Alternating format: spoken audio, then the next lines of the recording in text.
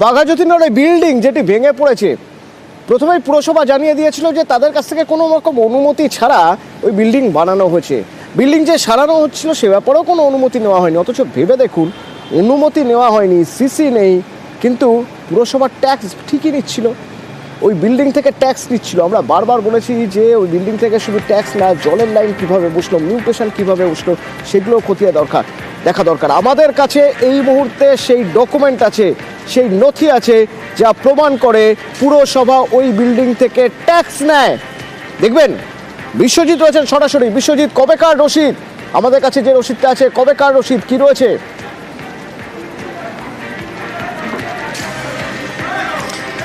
দেখো, একদম অতি সাম্প্রতিক যে ট্যাক্সের রসিদ রয়েছে এবং বকেয়া রসিদ রয়েছে, সমস্ত রসিদই আমাদের কাছে রয়েছে। যারা এই ফ্ল্যাটের ওনার, অর্থাৎ এই যে বহুতল তার বিপর্যয় হয়েছে, সেই বহুতলের বাসিন্দারা, যে বাড়িটি পুরসভার বিল্ডিং বিভাগের নথিতে নেই, কারণ এটি একটি বেআইনি বাড়ি এবং সেই বেআইনি বাড়ির সিসি, মানে বাড়ি তৈরি হওয়ার পর সিসি মাস্ট, কারণ সিসি না হলে কোনো কাগজই আর হওয়ার কথা নয়। কিন্তু কলোনি এলাকায় এটাই নিয়ম হয়ে গেছে, যে প্রথা হয়ে গেছে যে সিসি ছাড়া সমস্ত মিউটেশন হয়ে যায় এবং মিউটেশনের পর কলকাতা পুরসভার ট্যাক্স, সেই বাড়ির যে ট্যাক্স অর্থাৎ সম্পত্তিকর, সেই সম্পত্তিকর নয়।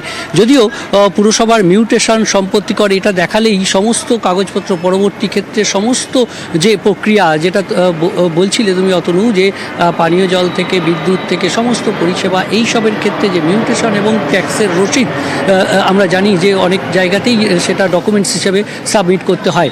কিন্তু কলকাতা পুরসভার বিল্ডিং বিভাগের যে স্বীকৃতি, সেই সিসি না থাকলেও কিন্তু মিউটেশন এবং ট্যাক্স তাদেরকে দিতে হয়। এই বাসিন্দারা যারা রয়েছেন তারা কিন্তু ট্যাক্স দিতেন। অনেকের ট্যাক্স কিছু বকেয়া রয়েছে, কিন্তু অনেকেই আবার ট্যাক্স নিয়মিত পরিশোধ করেছেন এবং এই নিয়মিত ট্যাক্স পরিশোধ করার যে রসিদ, সেই রসিদও রয়েছে। পাশাপাশি মিউটেশন, অর্থাৎ আমি যে বাড়িটাতে থাকছি বা যে ফ্ল্যাটে থাকছি, সেই ফ্ল্যাটের মিউটেশন একটা অত্যন্ত গুরুত্বপূর্ণ জিনিস এবং সেই মিউটেশনও হয়ে যাচ্ছে। কিন্তু সেখানে কিন্তু সিসি, অর্থাৎ এই বাড়িটা যে বৈধভাবে তৈরি করা হয়েছে, আইনিভাবে তৈরি করা হয়েছে, অবৈধভাবে হওয়া একটা কাজ, সেই অবৈধভাবে হওয়া একটা কাজ পরোক্ষে প্রশ্রয় দিচ্ছে পুরসভা। এ প্রশ্ন তো উঠবেই, তার কারণ সিসি ছাড়া মিউটেশন হয়ে যাচ্ছে, যাবতীয় কাগজপত্র সব তৈরি হয়ে যাচ্ছে, ট্যাক্স, সেই ট্যাক্সও দিচ্ছেন পুরসভাকে। কিভাবে? তাহলে কি বিল্ডিং বিভাগ, পুরসভার বিল্ডিং বিভাগে কোথাও কোনো কারচুপি আছে?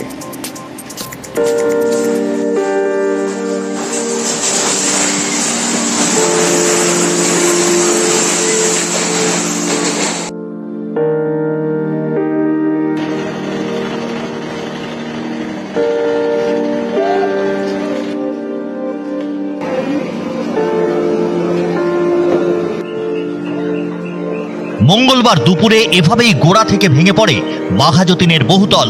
মাসখানেক আগে এই বহুতল হেলে পড়েছিল, সেটা সোজা করার কাজ চলছিল। এরই মাঝে বড়সড় বিপত্তি।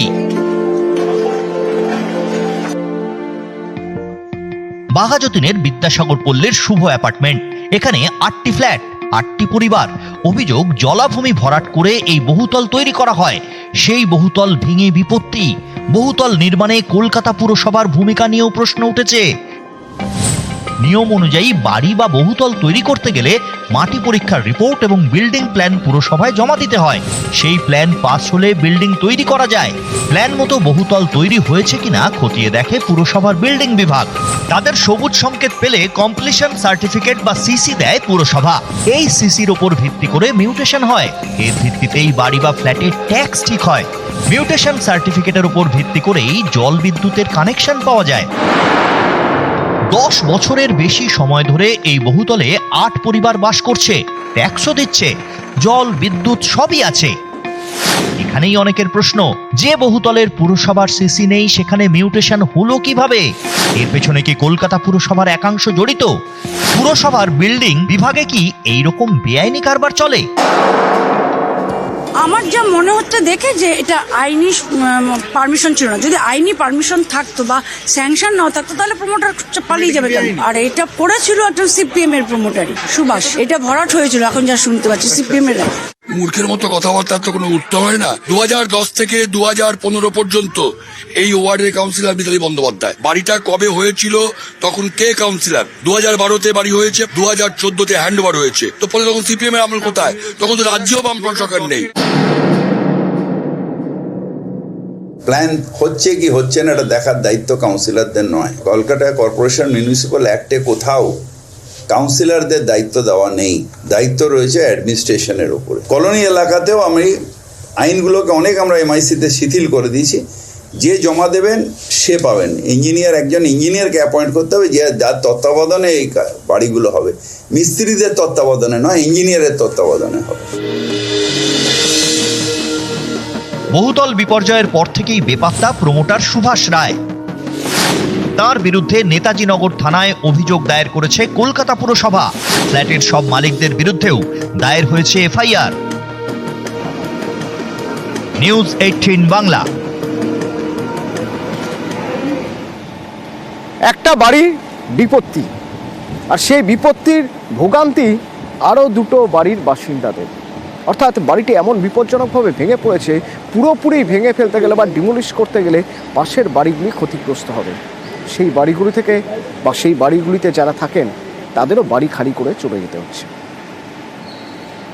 বাঘাযতীনের হেলে পড়া বাড়ির ভেতরটার অবস্থা দেখুন। একেবারে এই যে আমরা রয়েছি এখানে, এটা কিন্তু দোতলা, অর্থাৎ একতলা একেবারে নিচের দিকে চলেছে, দোতলায় এই যে ঘরের ভেতরে আমরা রয়েছি, একেবারে এসি রয়েছে। যারা এসি নিয়েছেন, অর্থাৎ লোন করে বাড়ি যেমন নিয়েছেন, লোন করে এসি নিয়েছেন। এবার বাড়ির বাইরের অংশটা দেখাবো, যে দোতলার কার্নিশটা আমরা দেখাতে হাতে ধরে রাখা যাচ্ছে। অর্থাৎ একেবারে এই পুরো বাড়িটা কার্যত এই পাশের বাড়িতে হেলে রয়েছে, আর এই বাড়ির ভেতরটা কার্যত বিপজ্জনক অবস্থায় রয়েছে। যে কোনো মুহূর্তে এই বাড়ির যে অংশ, সেই অংশ একেবারে সেই যে লোহার শিক বিম বেঁকিয়ে দিয়েছে।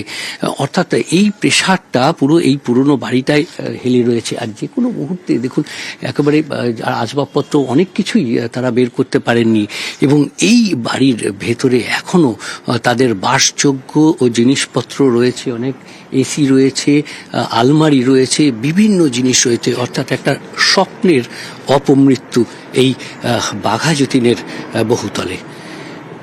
ক্যামেরায় বিপুলের সঙ্গে বিশ্বজিৎ, নিউজ 18 বাংলা। বাড়িটি হেলে পড়েছিল ঠিকই, কিন্তু এই অঘটন এত দ্রুত ঘটতো না। আমাদের শহর কলকাতাতেই এমন অনেক হেলে পড়া বাড়ি রয়েছে, সেগুলো হেলেই রয়েছে বছরের পর বছর ধরে। আসলে ওই হেলে পড়া বাড়ি সোজা করতে গিয়ে সয়েল টেস্টও ঠিকমতো হয়নি, আর যে প্রক্রিয়া সোজা করা উচিত সেই প্রক্রিয়াও অবলম্বন করা হয়নি, আর তাতেই বিপত্তি।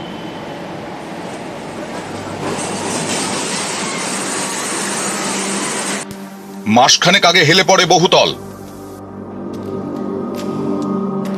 মঙ্গলবার দুপুরে ভয়াবহ পরিস্থিতি, গোড়া থেকে ভেঙে পড়ে বহুতল। হেলে পড়া বহুতলকে সোজা করতে উদ্যোগ নেন প্রমোটার। হাইড্রোলিক জ্যাক দিয়ে বহুতল সোজা করার চেষ্টা করা হয়, এর জেরেই বিপত্তি বলে দাবি বিশেষজ্ঞদের।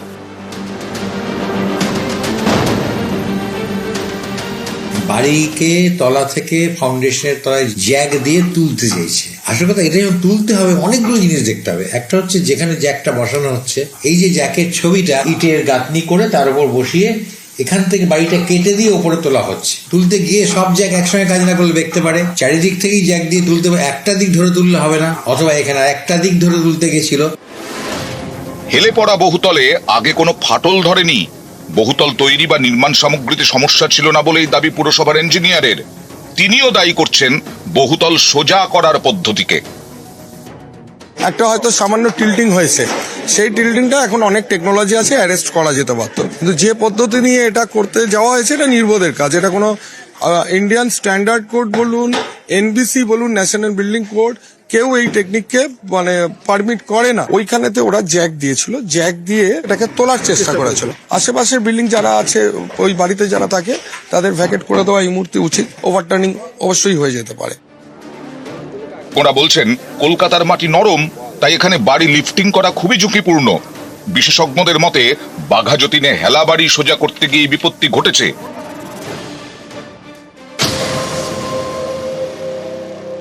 এই বাড়িটা 10-11 বছর আগে হয়েছে নরম মাটির ওপরে। এমনি কলকাতার মাটিই নরম, একটু টিল্টেড কন্ডিশনে ছিল বহুদিন ধরে। এটা আমার মনে হচ্ছে আগে থেকে প্রথম থেকেই একটু বেঁকেই তৈরি হয়েছে। তার কারণ হচ্ছে মাটিটা জলাজমি এবং খারাপ জায়গা ছিল। হট করে আমি কিছু জ্যাক তলায় লাগিয়ে দিলাম, তাহলে সেটা অত্যন্ত আনসাইন্টিফিক, নন ইঞ্জিনিয়ার্ড ওয়ে। এইভাবে কিছুতেই করা উচিত না, করতে দেওয়া উচিত না। আমাদের দেশে কিছু এরকম অর্গানাইজেশন আছে যারা হরিয়ানা বা দিল্লির অধিকার, এই কাজটা করতে গেলে যা যা প্রিকশন নেওয়া উচিত সেটা না নিয়েই কিন্তু সারা ভারতবর্ষব্যাপী এই ধরনের কোম্পানিগুলো কাজ করে যাচ্ছে। এরা কিন্তু মিউনিসিপ্যালিটিতে কোনো নেয় না। কলকাতার মাটিকে বুঝতে হবে, সহজে এগুলোকে ঠিক করা যাবে না। এই ধরনের কোম্পানিগুলো কি করছে, তারা খুব শক্ত সয়েলে, দিল্লি যেমন বা হরিয়ানা, ওই সমস্ত জায়গায় মাটি অনেক শক্ত, সেই সমস্ত জায়গায় বেশ কিছু এক্সপেরিমেন্টাল কাজ করে সাকসেস হয়েছে।